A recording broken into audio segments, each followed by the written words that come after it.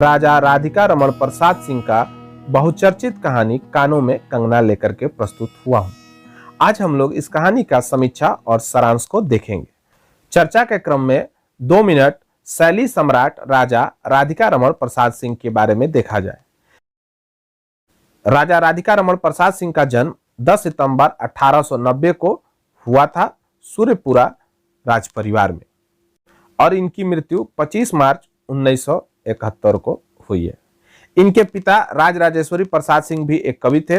इनके परिवार में साहित्यकारों की एक लंबी परंपरा रही है। अगर इनके विद्यार्थी जीवन का बात किया जाए तो 1903 में आरा जिला स्कूल एवं 1907 में सेंट जेवियर्स कॉलेज कलकत्ता में विद्यार्थी रहे हैं। इन्होंने 1912 में बीए का डिग्री एवं 1914 में इतिहास से एमए की डिग्री प्राप्त किया है। पिता की मृत्यु के बाद 1918 में ये रियासत का भार ग्रहण किए और 1920 में इन्हें राजा की उपाधि मिली है। 1962 में हिंदी साहित्य में अपना विशिष्ट योगदान के लिए पद्म भूषण उपाधि भी मिली है। शैली सम्राट राजा राधिका रमण प्रसाद सिंह जी कहानी, उपन्यास, नाटक और संस्मरण बखूबी लिखे हैं। इनकी कुछ प्रमुख रचनाएं निम्नवत है, आप स्क्रीन पर देख सकते हैं। इनकी सबसे चर्चित रचनाओं में इनका उपन्यास राम रहीम है और कहानियों में कानों में कंगना है। कानों में कंगना कहानी आचार्य रामचंद्र शुक्ल के अनुसार 1913 में इंदु पत्रिका में प्रकाशित हुई थी। डॉक्टर बच्चन सिंह के अनुसार राजा राधिका रमण प्रसाद सिंह की गणना सुप्रसिद्ध उपन्यासकार और गद्य शैलीकार के रूप में की जाती है। कानों में कंगना वर्णात्मक शैली में लिखी गई कहानी है। अगर भाषा की बात किया जाए तो इसमें खड़ी बोली हिंदी, तत्सम और कुछ देशज शब्दों का प्रयोग दिखलाई पड़ता है। प्रारंभिक कहानियों के विकास के क्रम में कानों में कंगना की चर्चा होती है। अगर इस कहानी के उद्देश्य के बारे में बात किया जाए तो पत्नी से अलग दुनिया के प्रेम में फरेब, धोखा, विश्वासघात होता है। यह संदेश इस कहानी के माध्यम से राजा राधिका रमण प्रसाद सिंह देना चाहते हैं और आदर्शवाद की स्थापना करना चाहते हैं, यानी प्रेम, सत्य, ईमानदारी और नैतिक मूल्यों की स्थापना इस कहानी का उद्देश्य है। वही इस कहानी की विषय वस्तु या विशेषता की चर्चा हो तो वहां पर हम यह कह सकते हैं कि इस कहानी में भोली स्त्री के पीड़ा का मौन वर्णन है, गलत संगति का असर दिखाई पड़ता है, प्रकृति का सौंदर्य वर्णन बखूबी राजा जी ने इसमें किया है। इसमें प्रचलित कहानी, कथा, ग्रंथ के प्रसंगों की भी संक्षिप्त चर्चा राजा राधिका रमण प्रसाद सिंह ने किया है। गलतियों पर प्रायश्चित, पछतावा, प्रेम और आदर्शवाद की स्थापना, यह था इस कहानी की विषय वस्तु। अब हम लोग पात्र परिचय की चर्चा करते हैं। तो इस कहानी की नायिका किरण है, नायक नरेंद्र है। किरण नरेंद्र की पत्नी है। एक योगीश्वर है जो कि नरेंद्र के गुरु और किरण के पिता हैं। जूही जो नरेंद्र के घर की सेविका है। एक किन्नरी है जो किन्नर का स्त्रीलिंग है और यह स्त्री ही है किन्नर में, यह कहानी की खलनायिका है। और एक अन्य पात्र मोहन है जो कि एक परिचित है। इस कहानी में इसकी केवल एक जगह चर्चा है। कानों में कंगना कहानी के सारांश को देखते हैं। यह कहानी 3 अंकों में राजा राधिका रमण प्रसाद सिंह ने लिखा है और इसमें 2 जगहों की चर्चा है, एक ऋषिकेश और दूसरा मुरादाबाद। इस पूरी कहानी को कहानी का नायक नरेंद्र ने ही लिखा है, यानी ऐसे कहिए कि नरेंद्र ने आप बीती इसमें सुनाई है। जब इस कहानी का पहला भाग शुरू होता है तो यह ऋषिकेश जगह है और यहाँ पर उसे किरण मिलती है और किरण को देख करके वह कहता है, किरण तुम्हारे कानों में क्या है? तो किरण चंचल लट को हटा करके कहती है, कंगना। तो नरेंद्र कहता है, अरे कानों में कंगना? और सचमुच 2 कंगन कानों को घेर कर बैठे थे। हाँ, तब कहां पहनूं? अब इसमें किरण की चर्चा करते हुए नरेंद्र कहता है कि किरण अभी भोरी थी। दुनिया में जिसे भोरी कहते हैं वैसी भोरी नहीं, उसे वन के फूलों का भोलापन समझो, नवीन चमन के फूलों की भंगी नहीं। यह वन की फूल है, सरल, सुंदर, सौरभमय इसका जीवन है। जब जीवित रहे तब चारों तरफ अपने प्राणधन से हरे भरे रहे, जब समय आया तब अपनी मां की गोद में झड़ पड़े। कुछ इसी प्रकार का किरण का छवि यहाँ पर वर्णित है। फिर इस कहानी में आगे राजा जी नरेंद्र के द्वारा प्रकृति का वर्णन कराते हैं। फिर नरेंद्र इसमें कहता है कि किरण इन आंखों के सामने प्रतिदिन आती ही जाती थी, कभी आम के टिकोरे से आंचल भर लाती, कभी मौलसिरी के फूलों की माला बना लाती, लेकिन कभी भी ऐसी बाल सुलभ लीला आंखों से होकर हृदय तक नहीं उतरी। आज क्या था, कौन शुभ या अशुभ क्षण था कि अचानक वह बनैली लता मंदार माला से भी कहीं मनोरम दिख पड़ी। कौन जानता था कि चाल से कुचाल जाने में, हाथों में कंगन भूल करके कानों में पहनने में इतनी माधुरी है। 2 टके के कंगने में इतनी शक्ति है। गोपियों को कभी स्वप्न में भी नहीं झलका था कि बांस की बांसुरी में घूंघट खोलकर नचा देने वाली शक्ति भरी है। फिर नरेंद्र इसमें आगे कहता है कि मैंने चटपट उसके कानों से कंगन उतार लिया, फिर धीरे धीरे उसकी उंगलियों पर चढ़ाने लगा। न जाने उस घड़ी कैसी खलबली थी, मुंह से अचानक निकल आया, किरण आज की यह घटना मुझे मरते दम तक न भूलेगी। यह भीतर तक बैठ गई। उसकी बड़ी बड़ी आंखें और भी बड़ी हो गई। मुझे चोट से लगी। मैं तत्क्षण योगेश्वर की कुटी की तरफ चल दिया। यहां पर पहला अंक खत्म हो जाता है। दूसरे अंक में ऋषिकेश की सुंदरता और नरेंद्र की किरण से विवाह की मुख्यतः चर्चा है। दूसरे अंक की शुरुआत में नरेंद्र पहले ऋषिकेश की सुंदरता का वर्णन करता है। फिर वह बताता है कि इसी वन में एक कुटी बनाकर योगेश्वर रहते थे। योगेश्वर ही थे। यद्यपि वह भूतल ही पर रहते थे, तथापि उन्हें इस लोक का जीव कहना यथार्थ नहीं था। उनकी चित्तवृत्ति सरस्वती के श्री चरणों में थी या ब्रह्मलोक की अनंत शांति में लिपटी थी, और वह बालिका यानी किरण स्वर्ग से एक रश्मि उतरकर उस घने जंगल में उजेला करती फिरती थी। आगे इसमें नरेंद्र कहता है कि मैं ही वहां इस लोक का प्रतिनिधि था। मैं ही उन्हें उनकी अलौकिक स्थिति से इस जटिल मर्त्य राज्य में खींच लाता था। कुछ साल से मैं योगेश्वर के यहाँ आता जाता था। पिता की आज्ञा थी कि उनके यहाँ जाकर अपने धर्म के सब ग्रंथ पढ़ डालो।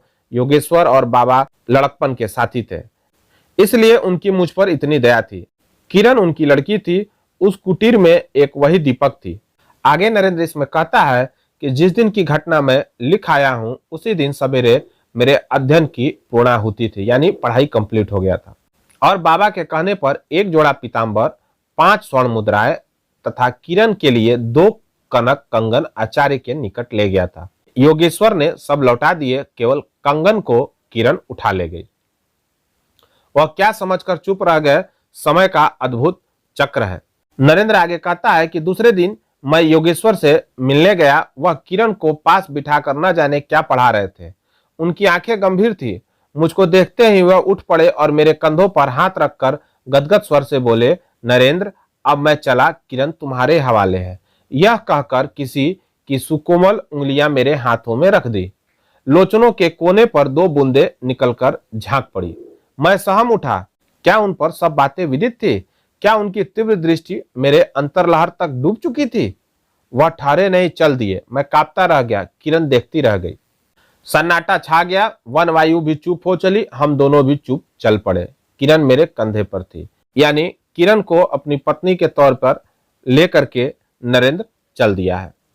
फिर नरेंद्र आगे कहता है कि हठात अंतर से कोई अकड़ कर कह उठा, हाय नरेंद्र, यह क्या?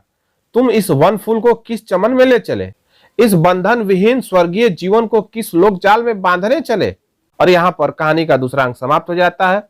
फिर कहानी का तीसरा अंक शुरू होता है।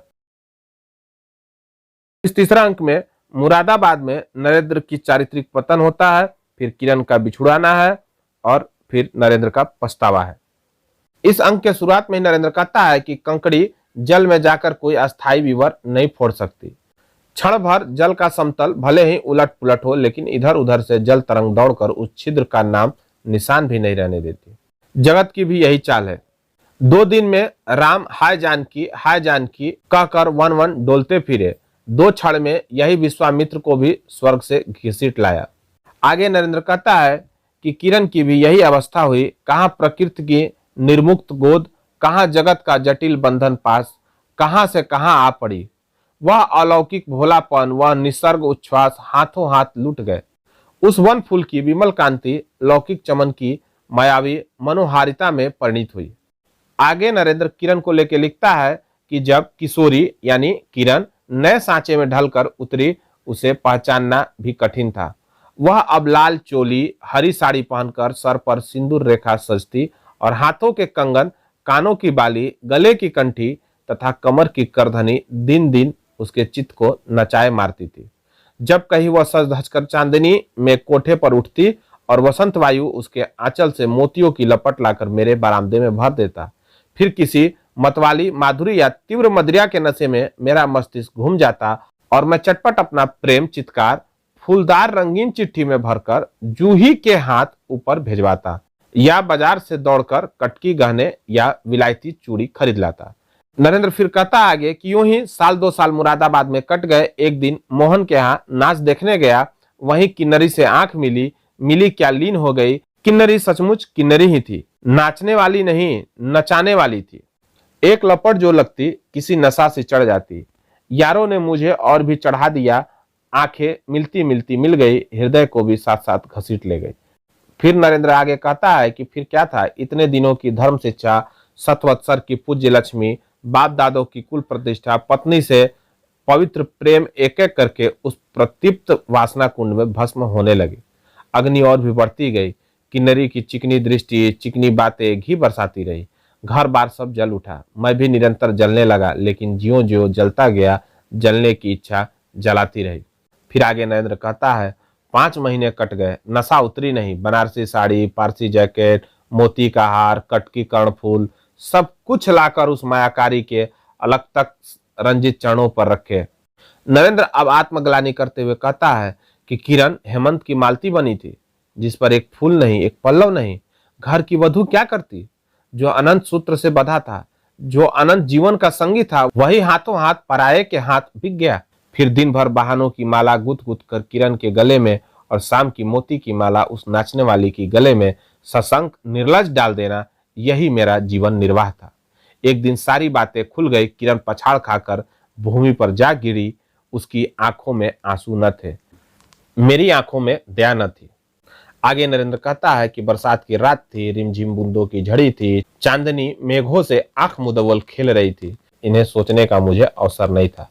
मैं तो किन्नरी के दरवाजे से हताश लौटा था। आंखों के ऊपर न चांदनी थी न बदली थी, और मैं तो अपने स्वर्ग के दरवाजे पर सर रखकर निराश लौटा था। हाय, मेरी उंगलियों में एक अंगूठी भी रहती तो उसे नजर कर उसके चरणों पर लौटता। आगे नरेंद्र कहता है कि घर पर आते ही जूही को पुकार उठा। जूही, किरण के पास कुछ भी बचा हो तो फौरन जाकर मांग लाओ। ऊपर से कोई आवाज नहीं आई, केवल सर के ऊपर से एक काला बादल कालांतर चित्कार के चिल्ला उठा। मेरा मस्तिष्क घूम गया। मैं तत्क्षण कोठे पर दौड़ा। सब सिंदूक झांके, जो कुछ मिला सब तोड़ डाला, लेकिन मिला कुछ भी नहीं। अलमारी में केवल मकड़े का जाल था। श्रृंगार बॉक्स में एक छिपकली बैठी थी। उसी दम किरण पर झपटा। फिर नरेंद्र आगे कहता है कि पास जाते ही सहम गया। वह एक तकिए के सहारे निसहाय निस्पंद लेटी थी।